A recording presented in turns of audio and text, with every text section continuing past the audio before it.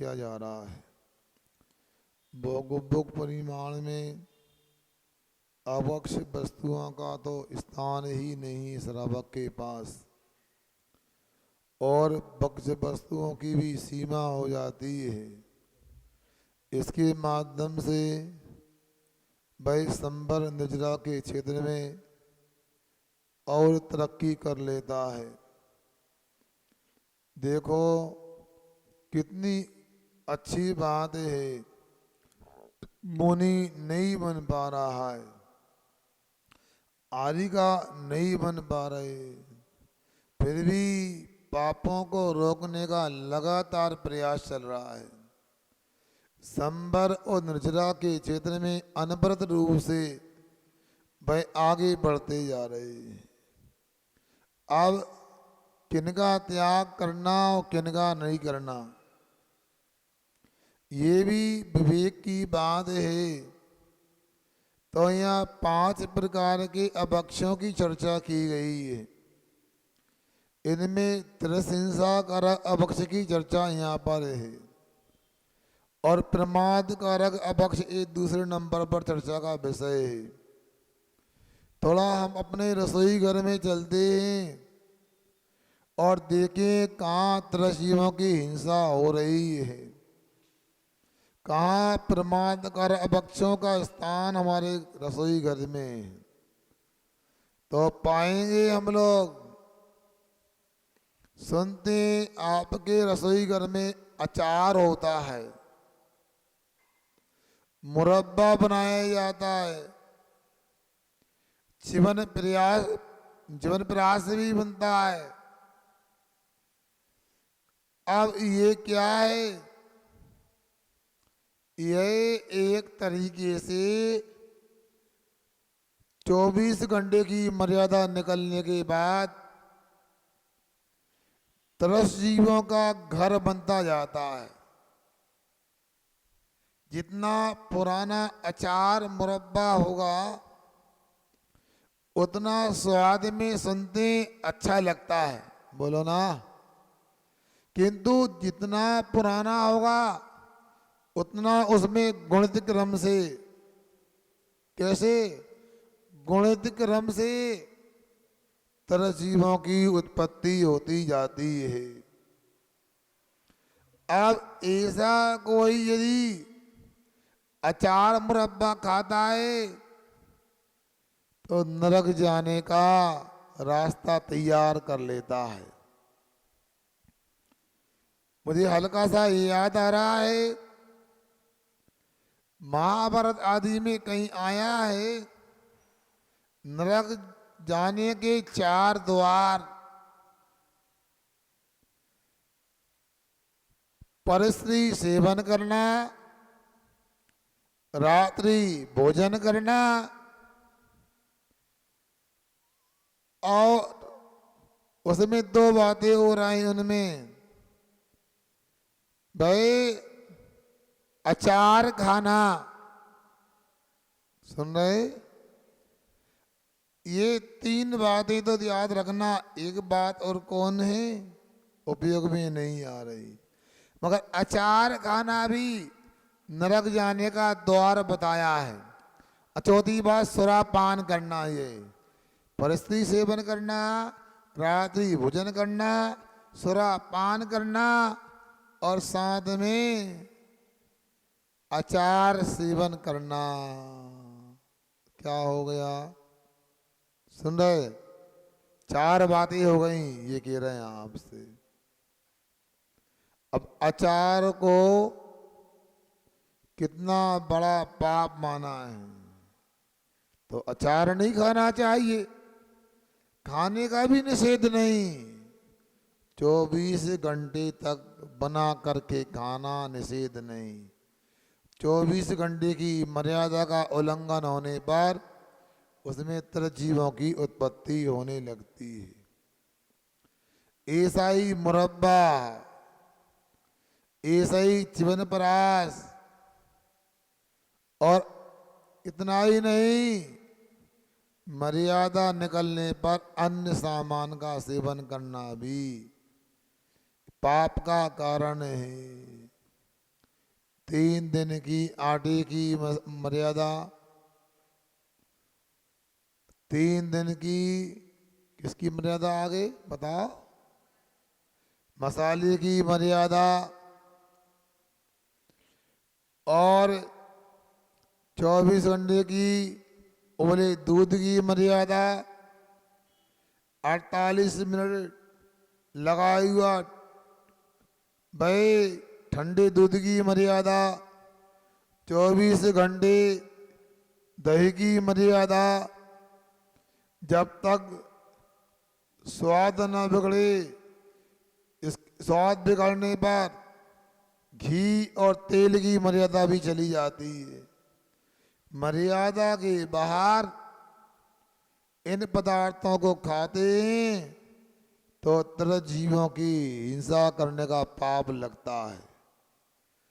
और सुनो,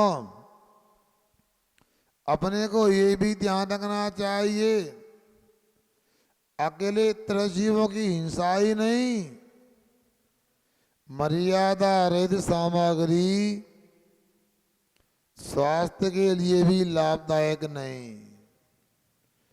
आटा मसाला की मान लो 3 दिन की अभी मर्यादा वर्षा काल में, 3 दिन के बाद में तरसीमों की तो उत्पत्ति होती ही है, साथ में उसमें रोग प्रतिरोधक क्षमता समाप्त हो जाती है, उसमें प्रोटीन विटामिन आदि भी कम होने लगते हैं। आप कहो आपने कैसे कह दिया, क्या कोई रसायन शास्त्र की प्रयोगशाला में प्रयोग किया क्या? घर में ही कर सकते हैं आप लोग। जब तक बेसन की मर्यादा होती है उसकी गंध सूंघो कैसी होती है, और जैसे ही मर्यादा निकल जाती है को गंध ही नहीं आएगी। क्यों? उसमें जो तत्व थे समाप्त हो गए। इसलिए आप लोगों को तरस हिंसा से बचने के लिए मर्यादा का ही भोजन करना चाहिए। भाई मर्यादा मात्र प्रतिमाधारी श्रावकों के लिए नहीं, प्रत्येक भोजन करने वाले को मर्यादा का पालन करना चाहिए। होटल में भोजन करने का शौक रहता है। आजकल आप लोग पार्टियों में जाते हैं,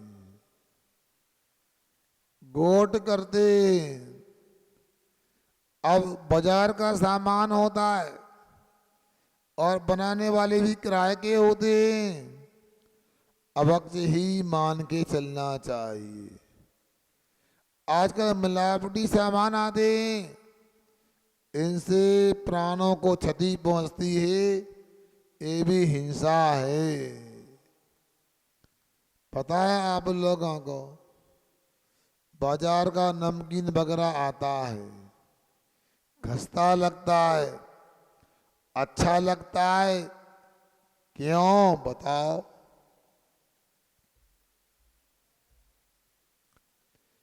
हमको एक व्यक्ति ने कहा था, महाराज जी गांठियां बनाते, बेसन के सेव बनाते,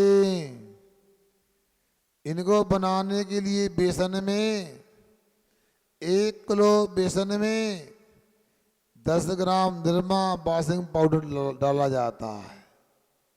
क्या सुन रहे? Nirma washing powder. आपने गांठिया, आपने सेव आदि खाए, वॉशिंग पाउडर है। अभी तक बाहर की सफाई होती थी, अब अंदर की सफाई होगी। कोमल मुलायम आते भी घिस जाएंगी, काय बल प्राण को क्षति हो जाएगी। अवक्ष ही तो हुआ। पुराने लोग मोन डालते थे तो वह मोन घी का या तेल का होता था,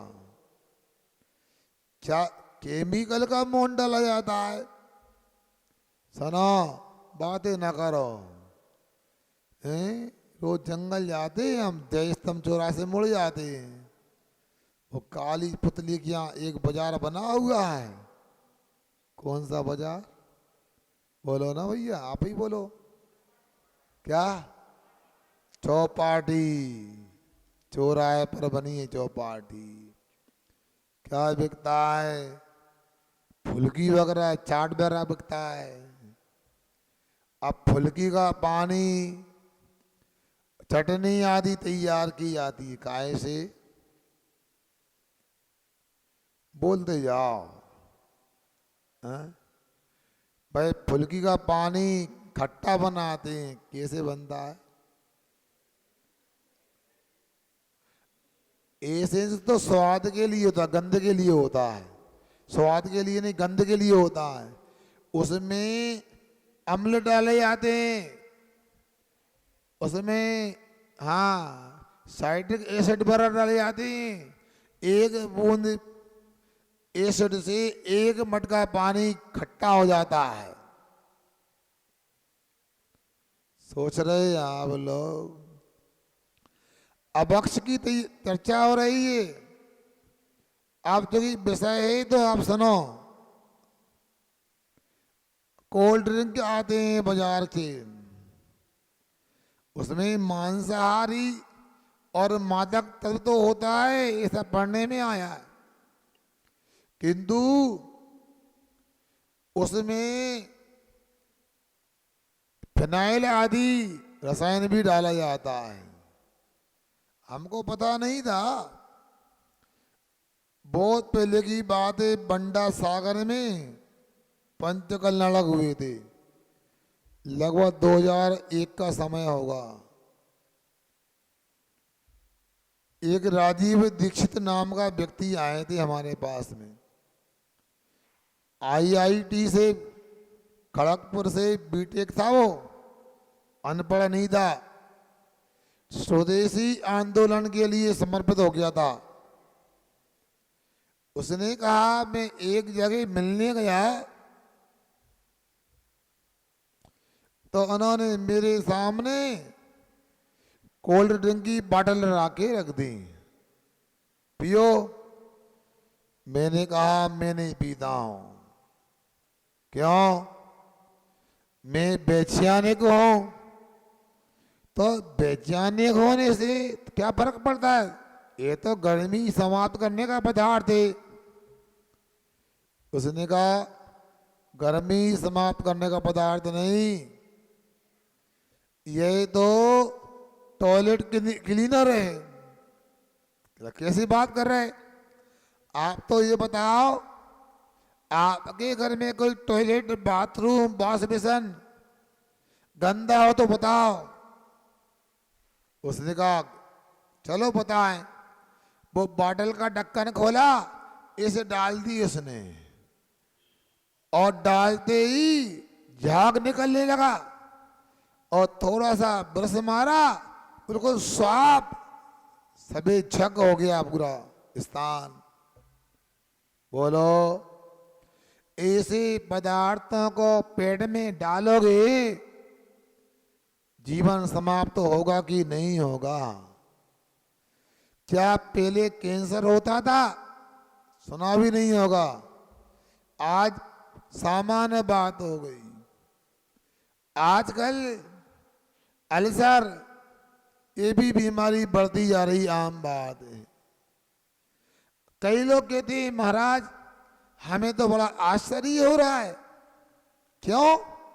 फलाने व्यक्ति को कैंसर हो गया, वे तंबाकू भी नहीं खाते थे, बीड़ी सिगरेट भी नहीं पीते थे, गलत काम भी नहीं करते थे। हमने कहा किसने कहा नहीं करते थे? एल्यूमिनियम में बरसों पका भोजन खाया, एल्यूमिनियम की कढ़ाई में, कुकर में भोजन बना, प्लास्टिक में परोस करके खाया। अब ये तो और खतरनाक है। कहते हैं प्लास्टिक के दोने वगैरह में, डिस्पोजल में गरम सब्जी वगैरह उड़ेल दी जाती है तो जहर बन जाती है। और आजकल तो क्या बताएं, सब सामान प्लास्टिक में होता है। इसलिए अभी 2-3 साल तक अब कफन भी प्लास्टिक का होने लगा था। क्या सुना? कफन भी काहे का? बिल्कुल ये सब पैक करेंगे डेड बॉडी को, इन्फेक्शन ना हो जाए। अब जीवन क्या है तुम लोगों का बताओ। पहले समय में वो ड्रिप भी आती थी जो कांच की बोतल में आती थी, आजकल वो भी प्लास्टिक में आने लगी। विडम्बना। स्वास्थ्य से बिगड़ता है वो ही स्वास्थ्य के क्षेत्र में प्रवेश कर गया। अभी भी समझ जा, त्रस हिंसा कारक अभक्ष का मतलब अकेला मांस खाना नहीं, मांस खाना तो है ही। ये माइक थोड़ा सा गड़बड़ कर रहा है।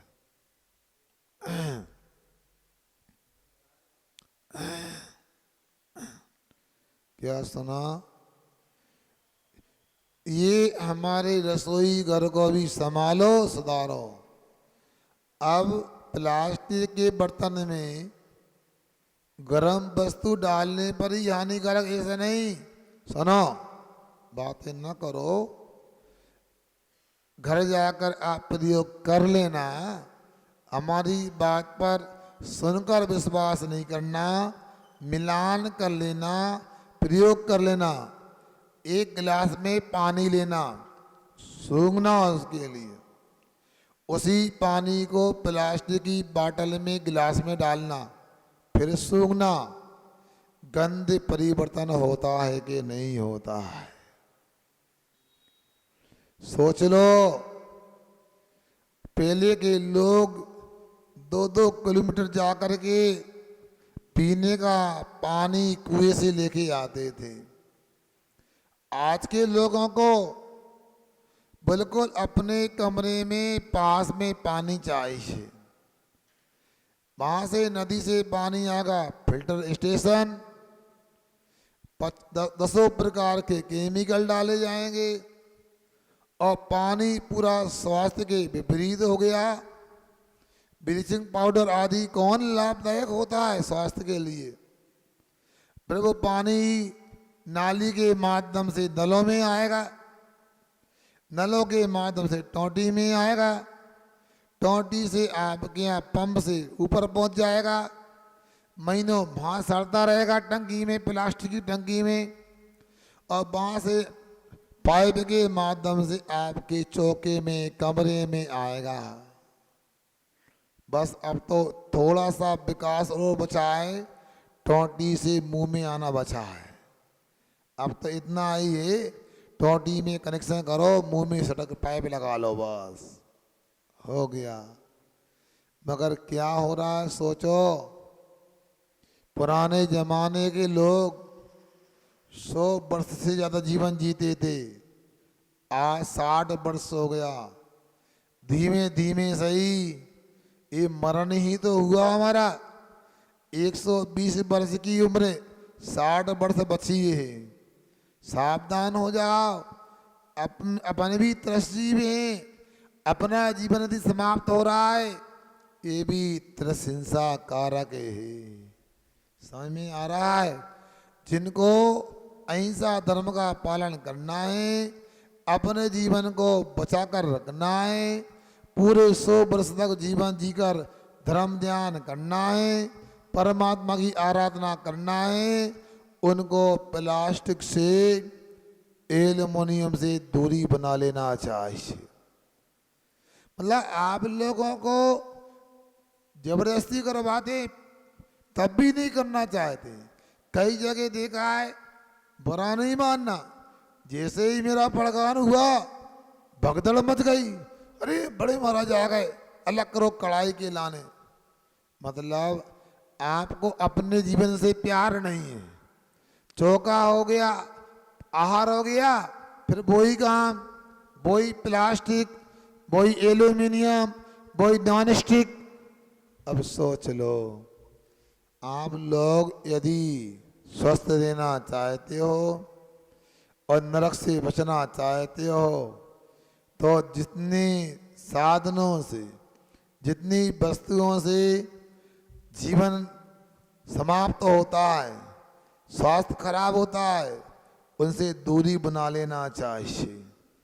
उसी राजीव दीक्षित को हमने सुना, वो इन सब बातों को कहाँ से बोलता था?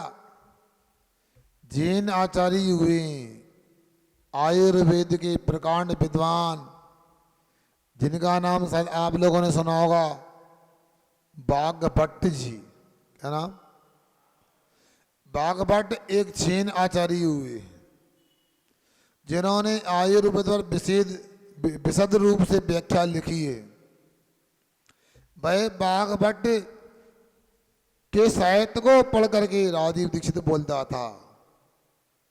उसने कहा, दुनिया में जितने डॉक्टर हैं, एलोपैथी, आयुर्वेद, यूनानी, होम्योपैथी, नेचुरोपैथी, तमाम डॉक्टर मिलकर के 24 घंटा सेवाएं दें, 24 घंटे स्वास्थ्य सेवाएं प्रदान करें, इलाज करें, तो दुनिया में आज जितने बीमार हैं उन सबको स्वस्थ करने के लिए 300 वर्ष लगेंगे। कितने वर्ष? तो 300 वर्ष में कोई नया बीमार नहीं होगा। कहने का मतलब उसका इतना ही था, डॉक्टरों के भरोसे स्वस्थ नहीं हो सकते। दुनिया को स्वस्थ करने के लिए, समाज को स्वस्थ रखने के लिए, परिवार को स्वस्थ करने के लिए, स्वयं को स्वस्थ रखने के लिए अपने चौके को ही चिकित्सालय बनाओ। क्या कहा? चौके को ही चिकित्सालय बनाओ।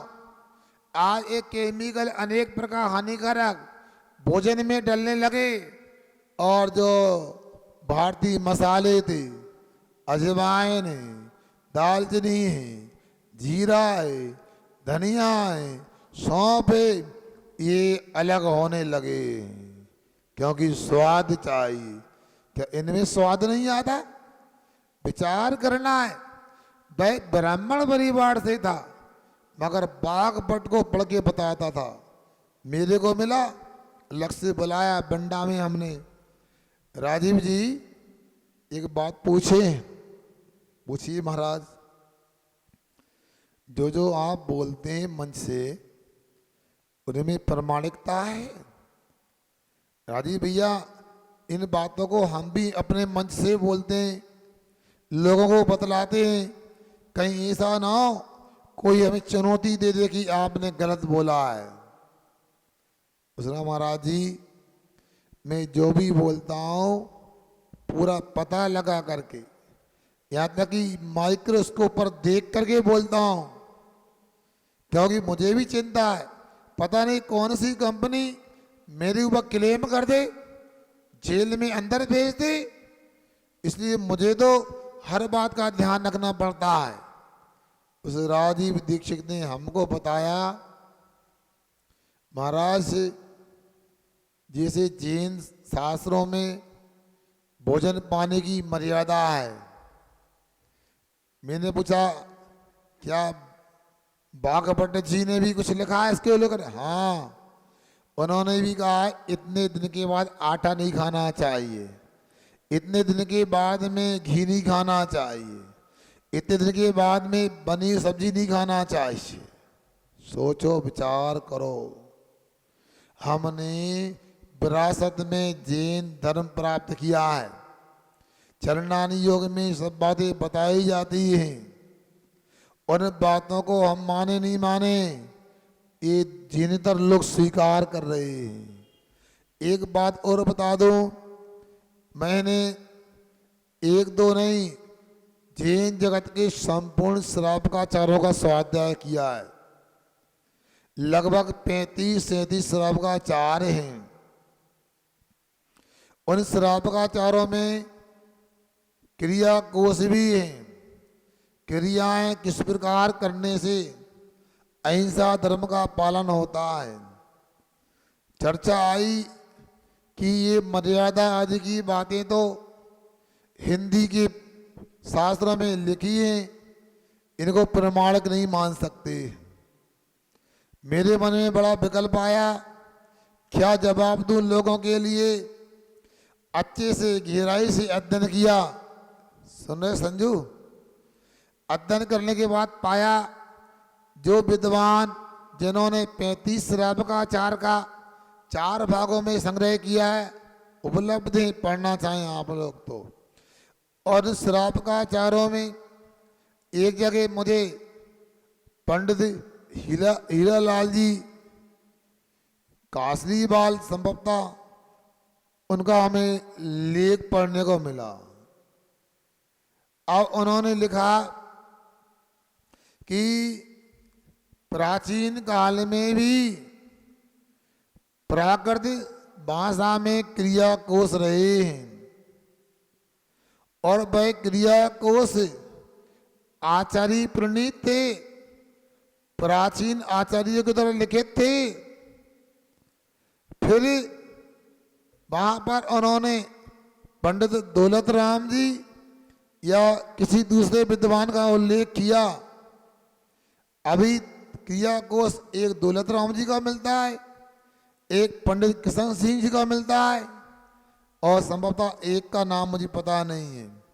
तो उन्होंने लिखा है, क्रिया कोश लेखकों ने, हमने अपने मन से कुछ नहीं लिखा, प्राचीन आचार्यों के द्वारा जो प्राकृतिक भाषा में क्रिया कोश श्रावकाचार लिखे गए उनका ही अवलंबन लेकर के वर्तमान में प्राकृतिक भाषा को जानने वाले, संस्कृत भाषा को जानने वाले नगण्य रहेंगे, ना के बराबर रहेंगे।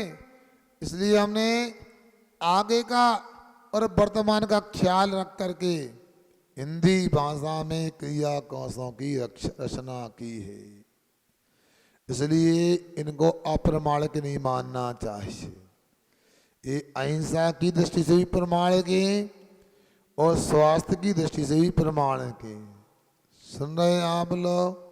यहाँ त्रिस हिंसा कर अपक्ष को समझें, अपने घर में स्थान दें, मगर आप लोगों को समझ में आएगा तो देंगे।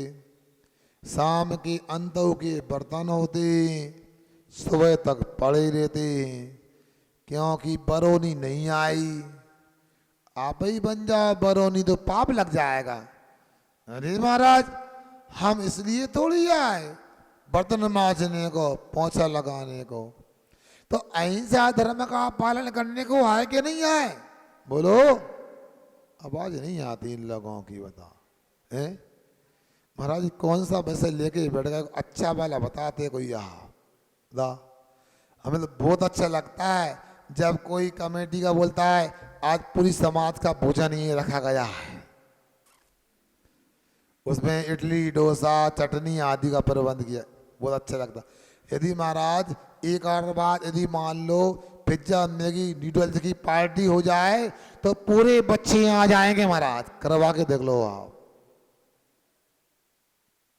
मगर सोचो, आपने बर्तन बाली के भरोसे, बरौनी के भरोसे अपने रसोई के बर्तन छोड़ दिए। पता है 48 मिनट के बाद जूठे बर्तनों में तरजीवों की उत्पत्ति होने लगती है। क्या? कितने मिनट के बाद? 48 मिनट के बाद जूठे बर्तनों में तरजीव उत्पन्न होने लगते हैं। महाराज जी, आपने तो दीक्षा ले ली, आपको तो करना धरना नहीं, हमको जबरदस्ती करते हैं।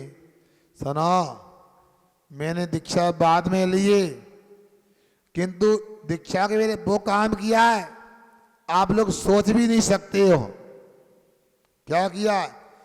वहां इंदौर में आश्रम में वहां नियम था, बर्तन बाली के भरोसे बर्तन नहीं, अपना भोजन हो गया बिल्कुल छोड़ना ही नहीं। पहली शर्त, फिर पूरी थाली को धोकर, सुन रहे, कटोरी को धोकर, अपने हाथ से पाटे को धोकर और धो करके बर्तन मांजने की जगह ले गए, कटोरी को नीचे रखा, पूरा थाली का बर्तन का पाटे का धोन कटोरी में डाला और थाली को उल्टा रख दिया। ना मक्खियां गिरे, ना जीवों की उत्पत्ति हो। जब मांजने वाली आएगी मांजेगी, आधा मांजना तो स्वयं ने कर दिया। सुन रहे, जिस घर में लंबे समय तक झूठे बर्तन पड़े रहते हैं, उस घर में रोगों का आना निश्चित है, अशांति पक्की है और दरिद्रता निश्चित आने वाली है। आप लोग सोचें, ये मर्यादाओं को लेकर बताया जा रहा है। इसलिए आपकी प्रतिमा हो या ना हो, आप वृत्ति हो या ना हो, जिसमें तरजीवों की हिंसा होती है, इसे अमर्यादित पदार्थों को चौके से दूर रखना चाहिए। हमने कई बार आप लोगों से कहा, मगर आप है कि सुन तो लेते मगर समझते नहीं। घरों में भी जब बिना मर्यादा की वस्तु नहीं होना चाहिए, मंदिरों में क्यों? मैं कभी दीपक जलाने का विरोध नहीं करता हूं, मगर ये बताओ दीपक जलाना क्यों? क्या पूछो भैया, कुछ पूछ रहे थे अज्जू भैया हमसे, हमने तो उस समय मौन था, कुछ नहीं बोला। ये बताओ, अहिंसा की आराधना करने के लिए ही पूरा धर्म है। चाहे भक्तामर पाठ हो, चाहे कल्याण मंत्र का पाठ हो, चाहे रमोकाल मंत्र का पाठ हो, उसमें यदि अहिंसा नहीं तो क्या मतलब? मंदिरों में दीपक लगाते, मुझे तो एक आध व्यक्ति दिखता है कि शुद्ध घी लेके आता होगा, बाजार का घी लेते हैं और चलता रहता है। दीप ज्वलन, अखंड ज्योति, सोचो क्या है? ये भी तो विचार करो दूरदृष्टि से। जब सिर के ऊपर पानी निकल आता है तब उपचार करते हैं। विचार किया, मंदिर में कैसा कालापन आ गया है, दीवारें काली हो गई और घी कौन सा उपयोग हो रहा? तरजीवों की हिंसा हो रही। और आप लोग, कोई भी नहीं बोलेगा, कौन बुराई ले? दुनिया में समस्या तो यही है ना, चाहे देश में हो, चाहे प्रदेश में हो, चाहे नगर में हो, चाहे समाज में हो, वोट कैसे मिले? वोट नहीं कटना चाहिए, कुछ भी हो जाए। अरे अहिंसा के लिए सोचो। मेरे पास में एक व्यक्ति आया, केंद्रीय मंत्री था, जैन समाज से। हमने कहा देखो भैया, कई बार आना हुआ, पवाजी में जब आना हुआ प्रदीप जैन का, हमने कहा चाहे एक दिन को मंत्री रहो, चाहे जिंदगी भर मंत्री रहो, अहिंसा के साथ समझौता नहीं होना चाहिए।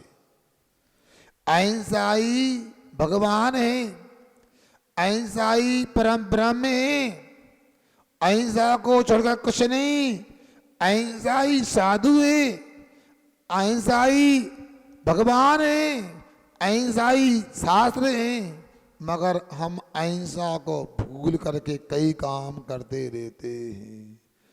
आप लोगों को तरजीवों की हिंसा को लेकर बताया है विषय प्रमाद कारक।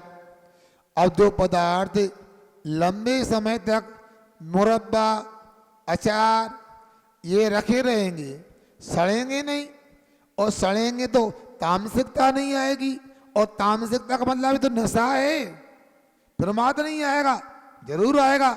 इसलिए प्रमाद कारक अवक्ष से बचने के लिए भी हमको मर्यादित पदार्थों का खाना पीना करना चाहिए। आगे अगले अल्प फल भू विघात नाम के तीसरे अपक्ष को समझने के लिए अगला श्लोक पढ़ते हैं। निकालिए 47 नंबर का पृष्ठ, 85 नंबर का श्लोक। अल्प फल बहु विघातान मूलक मार्द्राणि श्रृंग वीराणि नवनीत निम्ब कुसुमम कैताक मित एव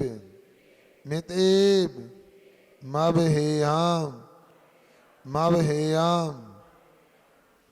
सुनो, जो विषय यहाँ बताया जा रहा है आपको यदि जीवन उपयोगी लगता है, स्वास्थ्य और अहिंसा के लिए वरदान है, तो और लोगों को भी जरूर सुनाएं। आपके मोबाइल पर भी ऐसी व्यवस्था है, अभी संजय भैया बता देंगे, ये आप सुन सकते हैं और लोगों को सुना सकते हैं। पता नहीं एक शब्द सुनकर के कौन व्यक्ति अपने स्वास्थ्य के लिए, अहिंसा के लिए सावधान हो जाए, इसलिए इसका भी ध्यान रखें आप लोग। अल्प फल बहु विघातान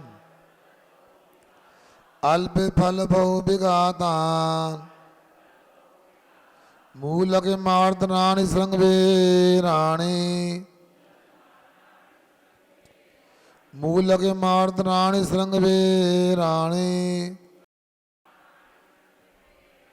नवनीत निम्ब कुसुमा कैतकिमतीमवहेयम् अल्प फल बहु विघातान मूलक मार्दनानि श्रृंगवीराणि नवनीत निम्ब कुसुमा कैतकिमतीमवहेयम्। बोलिए।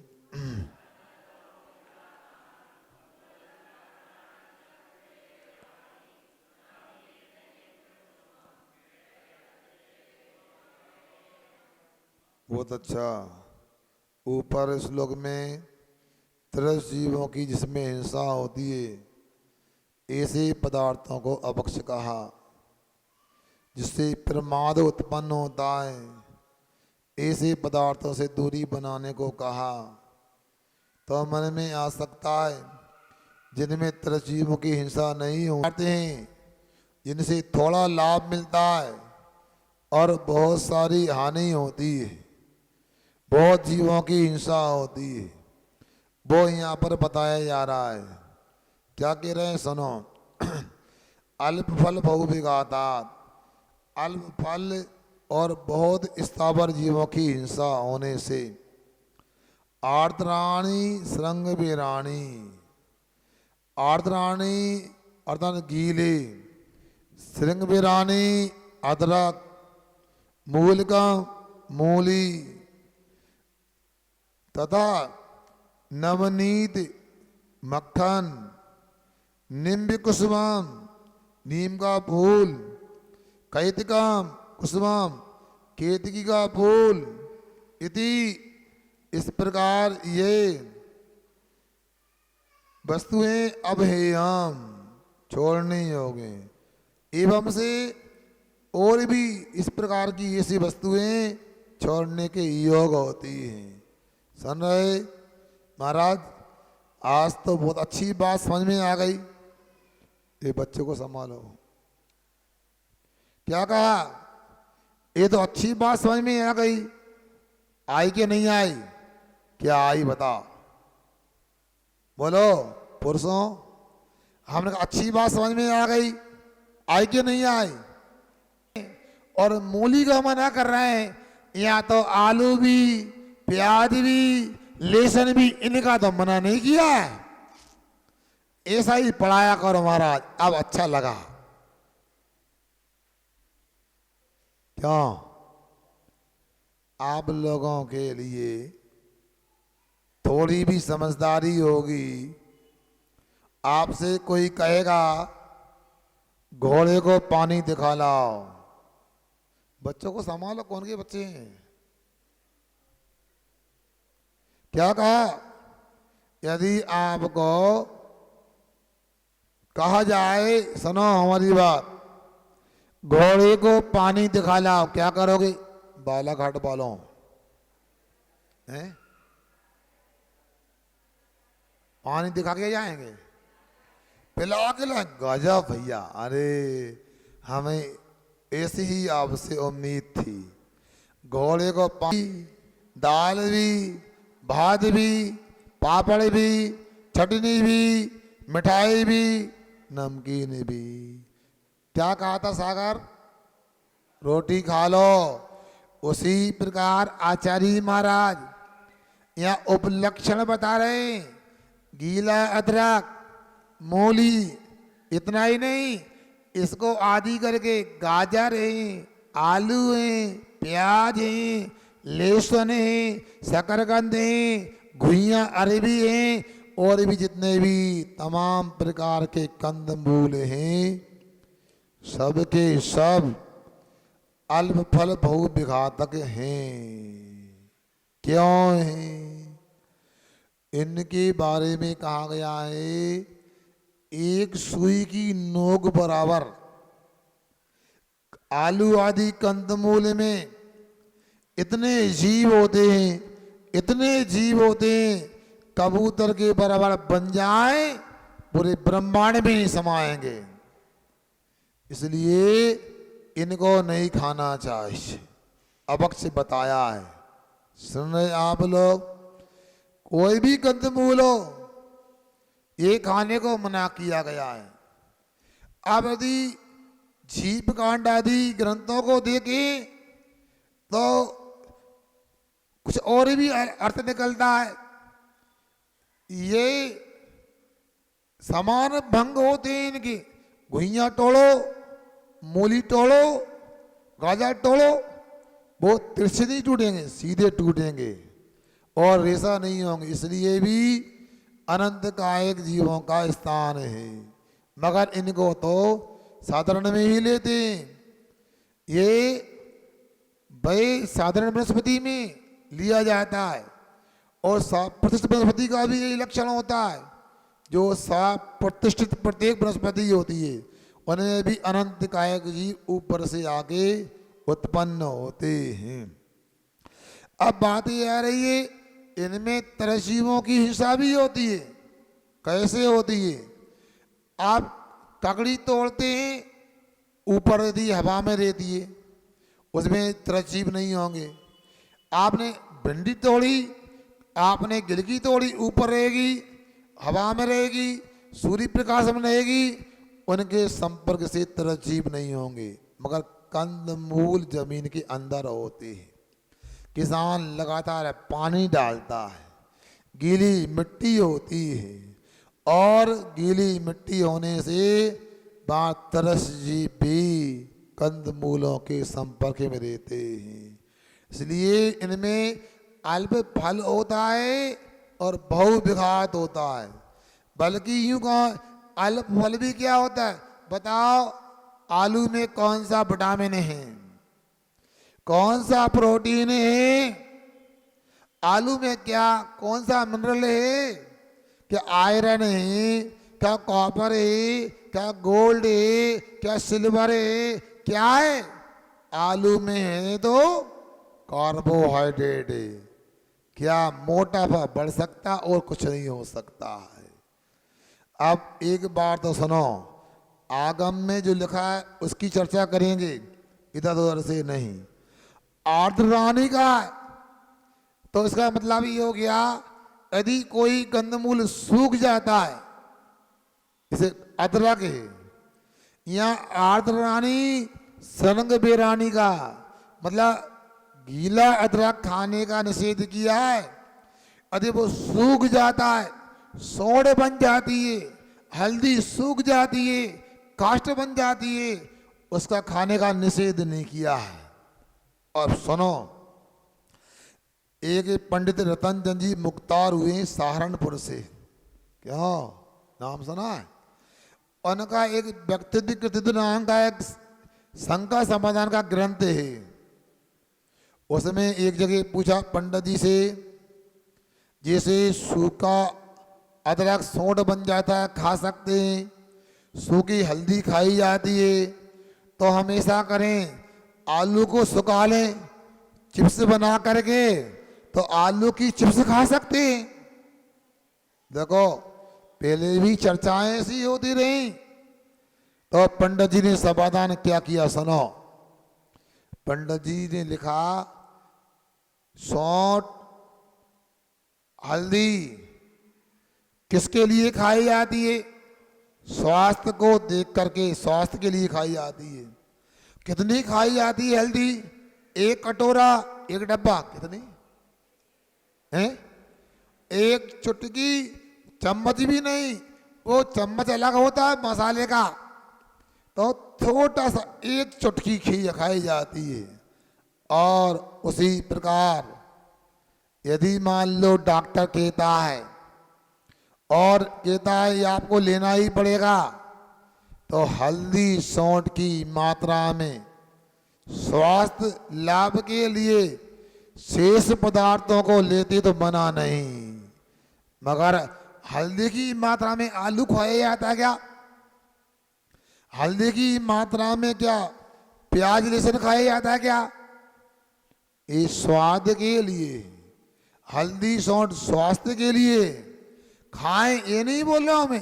खाता है तो यहाँ लिखा है आर्द्राणी श्रृंग बेरानी, गीला अदरक, गीला मतलब दूसरे पदार्थ ये मना किया गया है।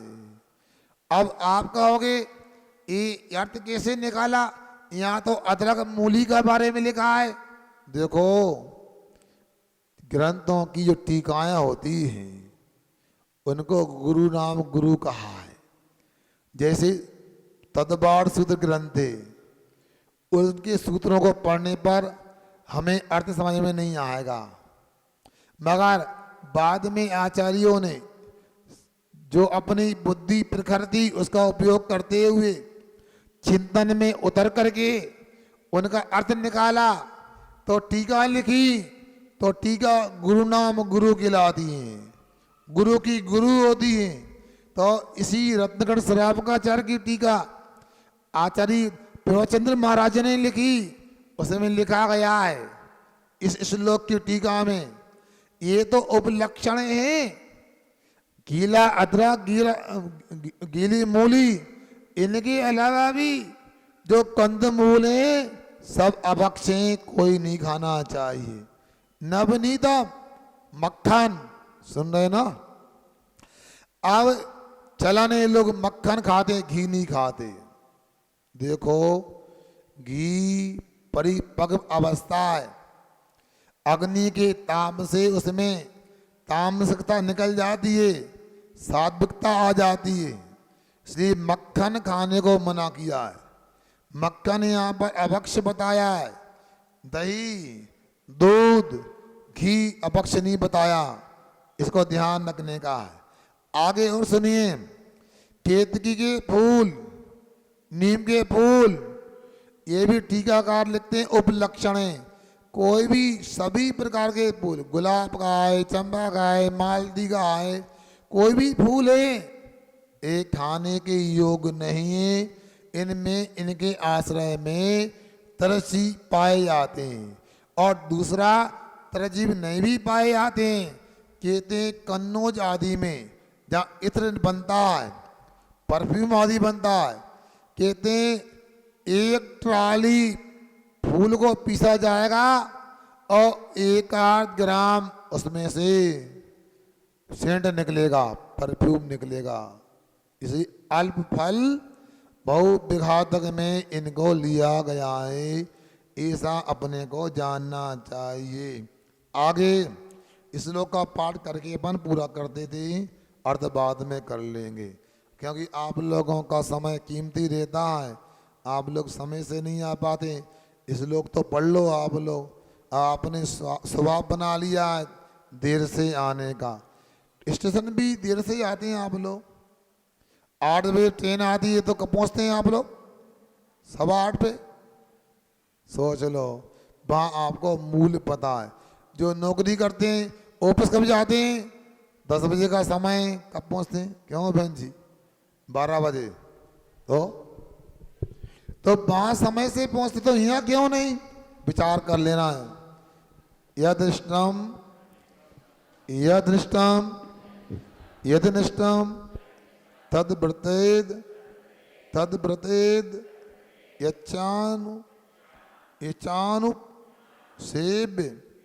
इच्छानुपसेव्य मितदपि जयात अभिसंधि कृता वृत्तिर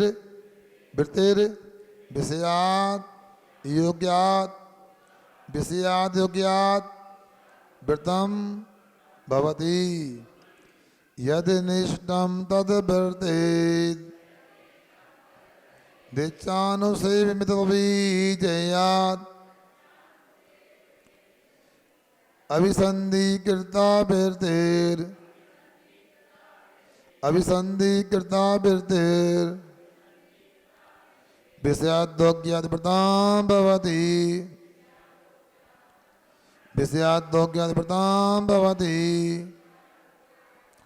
यदि निष्ठं तद् वर्तेत दिच्छानुसेव्यमितमपि जयात्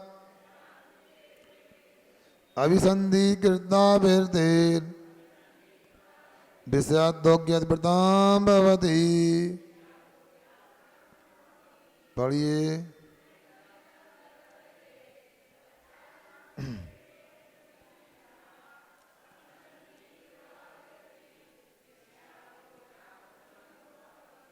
अब देखो, इनमें यद अनिष्टम, जो श्वास के लिए इष्ट नहीं होता है, तद वृत्तित, उसको भी त्याग करें। और यद अनुसेव्यम, जो अच्छे लोगों की तरफ सेवनीय नहीं होता है, यदि तभी इसका भी जया त्याग करें। कैसे? अभिसंधि कृता वृत्तिर, अभिप्राय पूर्वक, बुद्धि पूर्वक इनको भी यदि छोड़ते हैं तो क्या होता है? भाई व्रत कहलाता है। अनुसेव्य को भी छोड़ें, अनिष्टकारक को भी छोड़ें। ऐसे योग्यता ने सेवन करने योग्य, अभक्ष तो नहीं, जिसमें कोई त्रसादि की हिंसा नहीं होती, फिर भी स्वास्थ्य के प्रतिकूल है, उसका भी त्याग। अभिसंधि यानी संकल्प पूर्वक करने से जो त्याग होता है वो व्रत कहलाता है। इतना ही जानना चाहिए। अब रचना स्वाध्याय के रूप में तैयार हो जाएं, थोड़ा स्वाध्याय कर लेते हैं, फिर हम विराम लेते हैं। श्रीमती नीलिमा जैन। आदि पालते चलन पड़ गया है। अब मैं आपसे पूछना चाहता हूँ, जो लोग कुत्ता बिल्ली आदि पालते हैं, आप कितना भी उनको अच्छी तरीके से रखो, भाई मौका मिलते ही चूहा आदि को खाने को तोड़ते हैं। मतलब वो शाकाहारी नहीं हो सकते। उनको पालने से त्रस्त जीवों की हिंसा का प्रोत्साहन देना है। और दूसरा है, मान लो पालते हैं, अब मान लो तोता वगैरह है, शौक से पालते हैं, मगर मैं आपसे पूछना चाहता हूँ, एक 10 बाई 10 के कमरे में आपको अंदर रख दिया जाए, अच्छा माल मलिदा भी रख दिया जाए और बाहर से ताला लगा दिया जाए, आप कैसी फीलिंग करोगे? बोलो, क्या आकुलता होगी कि नहीं होगी? इस धर्मशाला में भी बंद कर दिया जाए, एक दिन में भी आकुलता होने लगेगी, तो मानसिक कष्ट होता है। इसलिए पालना मेरी तरफ विचारों में तो ऐसा लगता है उचित नहीं है। और इनके लिए भाई कष्ट ही होने वाला है, और कष्ट होने का नाम भी हिंसा है। और दूसरा ये भी कहना चाहता हूँ, आजकल कुत्ता बिल्ली तोता आदि को पालने का चलन बन गया और माता पिता को छोड़ने का चलन बन गया है। आज नौकरी इसलिए नहीं करते कि धन की आवश्यकता है, आज नौकरी इसलिए नहीं करते घर में समस्या पैसे की, आज नौकरी इसलिए करते माता पिता से दूर रहना है। हमें उस लड़की से शादी करना है तो सास ससुर नहीं चाहते। लड़की भी जॉब इसलिए करती है, मुझे घर के काम से कोई मतलब नहीं। ऑनलाइन टिफिन मंगाने वाली परंपरा ये अभक्ष पढ़ रहे। बाजार का खाओगे तो धर्मात्मा कैसे रह पाओगे, बाजार का खाओगे तो नरक से कैसे बच पाओगे।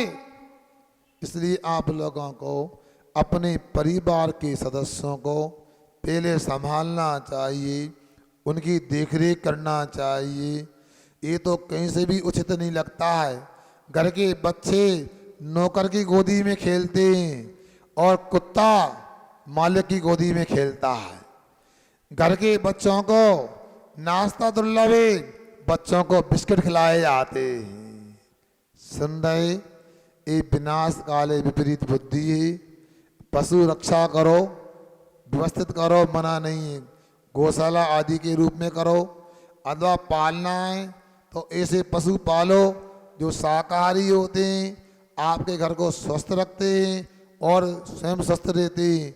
गाय है, बकरी है, इनको पालते हैं तो कहते हैं टीबी आदि रोग होने की संभावना नगण्य हो जाती है।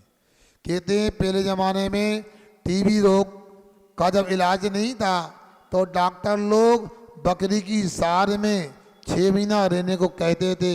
जो 6 महीने का कोर्स होता है आज, जो मेडिसिन दी जाती है, उसके जगह 6 महीना बकरी की सार में उठना बैठना सोना होता था, वो व्यक्ति स्वस्थ हो जाता था।